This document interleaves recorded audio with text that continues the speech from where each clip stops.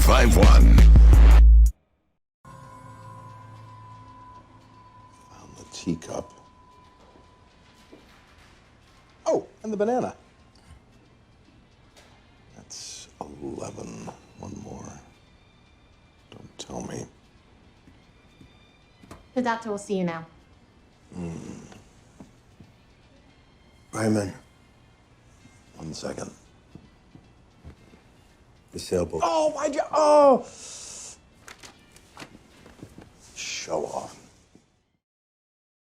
Shout out EmEz and tune in to the SitDown. Boy, you should have known by now. Easy does, easy does, easy does. All right, yes, it's the Sit Down. It's your main man, EmEz, and across from me is actor Hisham. That's it, right? Yeah. Tawfiq. Tawfiq. Tawfiq. Damn it, man. I try to because I come from a Haitian family. I try to pronounce these names with the proper inflection. Yes. Exactly. I'm sorry.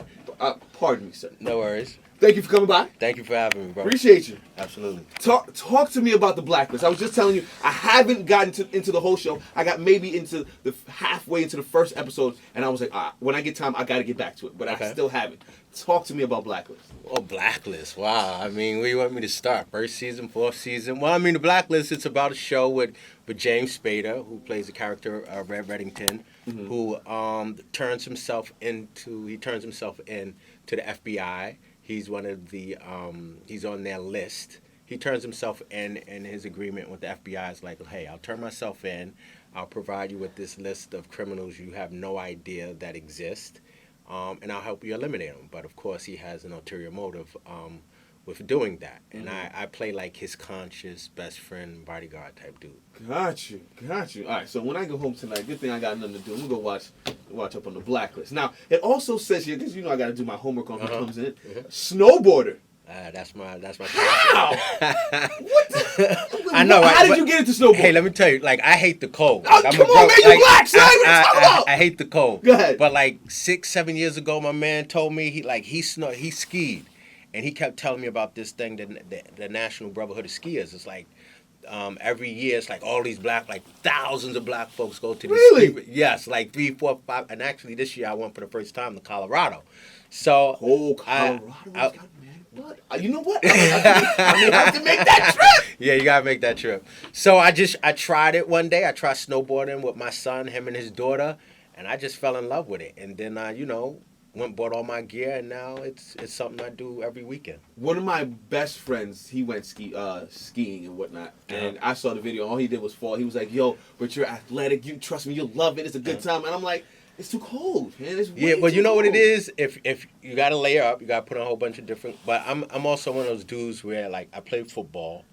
I was in the Marines. I was a firefighter, so I like putting on gear, strapping up, getting ready for battle. And with snowboard, it's almost like the same thing. You gotta get all your gear. You gotta make sure you have everything on. See now, I might try this because I remember football season. After you put the pads on, there was nothing like hearing the cleats hit that ground on the way to everybody in unison. Exactly. It would just And no matter if it's raining or snowing, you're gonna go out there and you're gonna play some ball. Man, you know what? I might just be a snowboarder. I might just have a new hobby. Come on, join the team, man. It's the Sit Down. I got Hisham. I tell everybody, if you think of He-Man, Hisham. Hisham is in the building. He's from the Blacklist. He's a snowboarder and is a retired firefighter. Yes. How many people have you saved in your life, sir?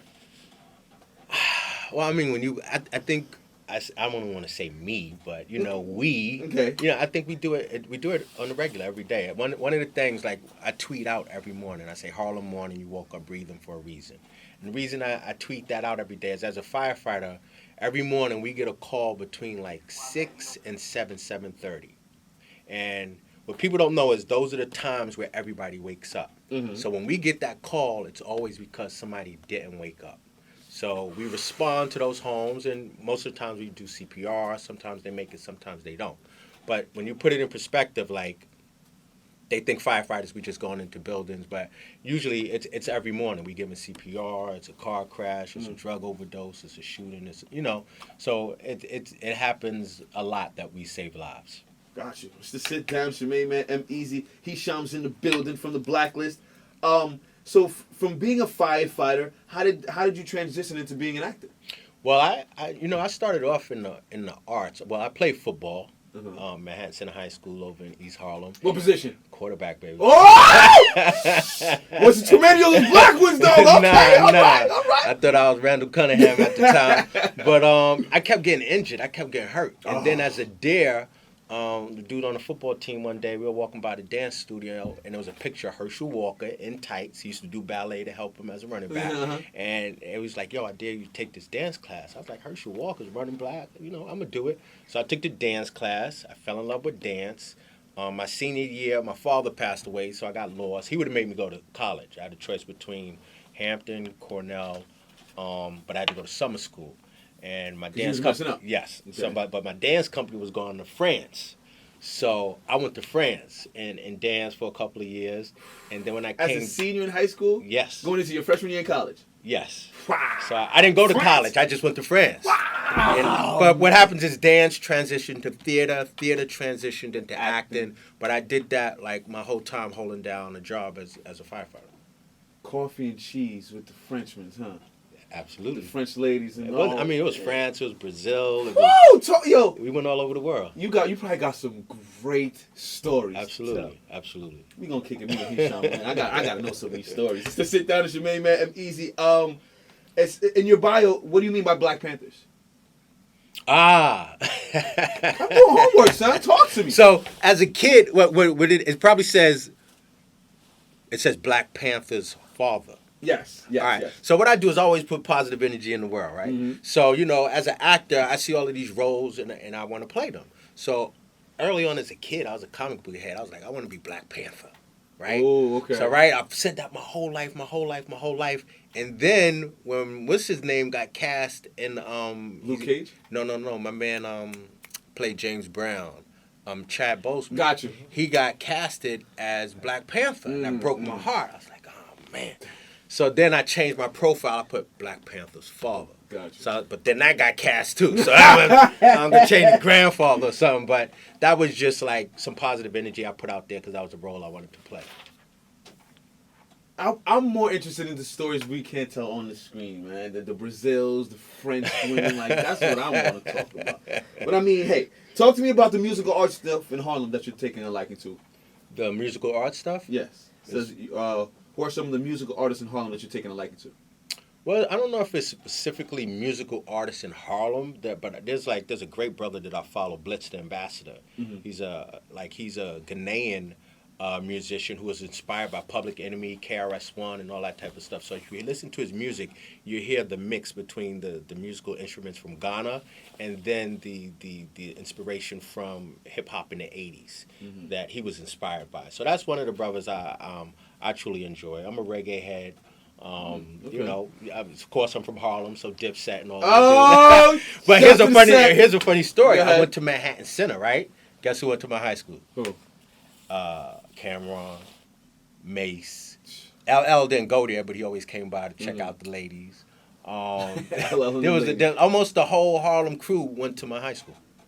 Hold on. Now, so now you're with them in Manhattan High School. Do you watch them go off and do their rap careers? Actually, nope.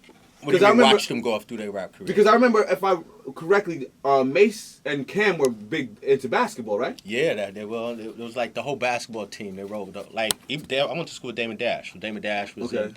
All of them rode with the basketball crew. I was with the football team. We were kind of two different crews. Nice, man. Hisham's in the building. Mr. Sit Down. He's from the Blacklist. Says here, your father. How many kids you got? 1, 18 years old. Why only one? Because I was married and that's what I had. I got divorced and I told myself I'll never have another one. But I changed my mind. But if I'm blessed, I have more. Gotcha. I got an 18-year-old right now. I say that now because my son will turn 2 next month. 2? Wow. Congratulations. Thank you. And it's an amazing feeling to watch him smile every day and grow up as a person. But I mean, I would love to have more. Well, love him right now because when they get to the teens, it's a wrap. And if he's his father's son, he's not gonna be nothing. Yeah, it's a beautiful thing, though. It's a beautiful thing. It's the Sit Down. Talk to me about Maya Angelou. Says here, some poems have really captivated. Yeah. So when I was in high school, I had an English teacher, and I think it was probably my first introduction into performing.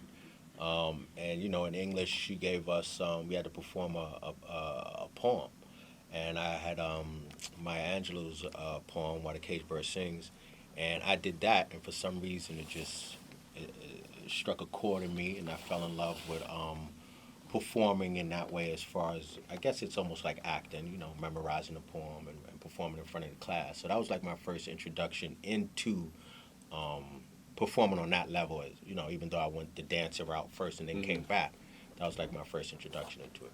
Give me your most awkward moment during a casting, whether it was dance or acting or film or whatever. I'll tell you, my first thing was I auditioned for remember Amistad? Amistad, yes. So the dance company I was with, they called in the whole company to audition for Debbie Allen.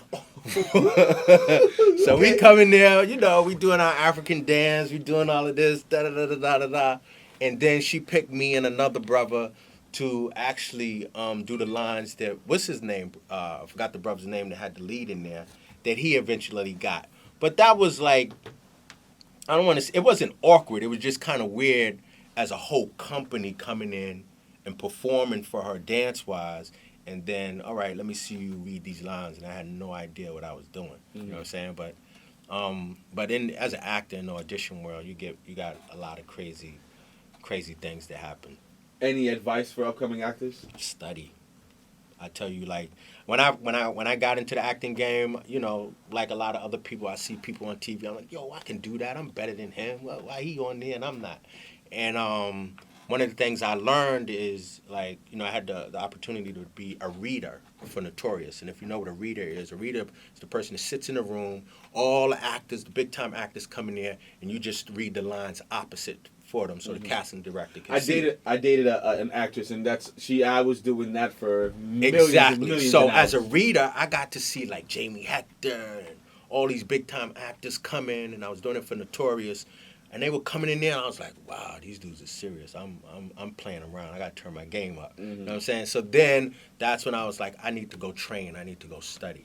And once I started training and studying, like, the light bulb came on, and I really started booking stuff. So I tell everybody, like with actors, we never see them putting in the work.